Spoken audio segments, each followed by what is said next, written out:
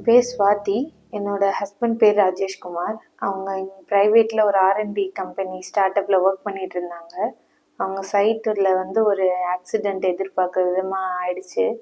So நாங்கள் காஞ்சிபுரத்துலேருந்து first வேறு hospital கூட்டிகிட்டு போனோம். அப்புறம் அவங்க அமௌண்ட் பே பண்ணாதான் ட்ரீட்மெண்ட்டே ஸ்டார்ட் பண்ணுன்ற மாதிரி சொல்லியிருந்தாங்க. அப்புறம் இங்கே அவங்க எம்டிக்கு தெரிஞ்சவங்க மூலிமா இங்கே டாக்டர்ஸ் தெரிஞ்சு உடனடியாக இங்கே கூட்டிகிட்டு வந்தோம். தென் ஃபஸ்ட்டு அவங்க இது பார்க்காம ஃபஸ்ட்டு எமர்ஜென்சியாக அவங்க உடனே அட்மிட் பண்ணி நைட்டு தான் நாங்கள் கூட்டிகிட்டு வந்தோம். டாக்டர்ஸ் இல்லைனாலுமே அவங்க ஃபோனில் காண்டாக்ட் பண்ணி என்ன பண்ணணும் ஜஸ்ட் ஃபஸ்ட்டு அவர் ஸ்டேபிள் பண்ணுறதுக்காக ஃபஸ்ட்டு நல்லாவே ட்ரீட் பண்ணாங்க.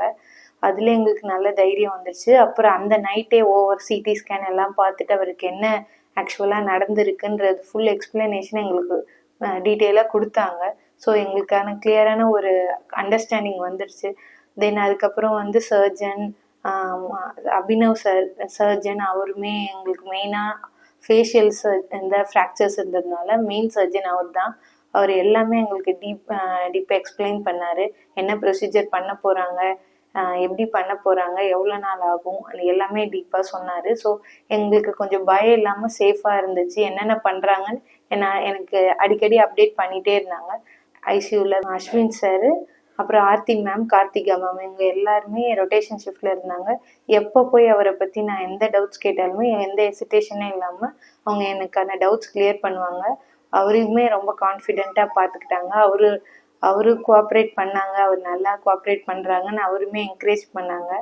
ஸோ எனக்கு எந்த பயம் இல்லாமல் சேஃபான இடத்துல தான் ட்ரீட்மெண்ட் பார்க்குறேன், நல்லபடியாக வந்துருவாங்கன்ற கான்ஃபிடென்ட்டும் எனக்கு அவங்க ப்ரொவைட் பண்ணியிருந்தாங்க.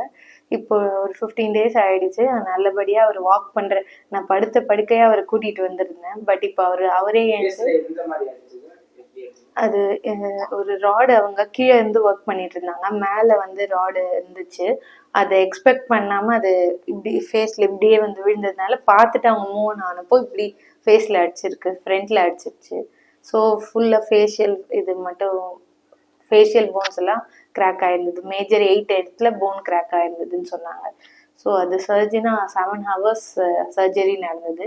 அதுவுமே டாக்டர்ஸ்லாம் நல்லபடியாக அவங்க பிளான் பண்ண மாதிரி நல்லபடியாக செகண்ட் சர்ஜரி எதுவும் தேவைப்படாமல் ஃபர்ஸ்ட் சர்ஜரியிலே அவங்க நல்லபடியாக பண்ணி கொடுத்துட்டாங்க. ஸோ அதுவே ரொம்ப ஹாப்பியாக இருந்தது. சர்ஜரி முடிச்ச அப்புறம் அவரோட ரெக்கவரி ரொம்ப ஸ்பீடாகவே இருந்தது. இவங்க ட்ரீட்மெண்ட் வைஸாக இருக்கட்டும், மெடிசன்ஸ் வைஸாக இருக்கட்டும், ரெக்கவரி அவருக்கு ரொம்ப ஸ்பீடாக இருந்துச்சு.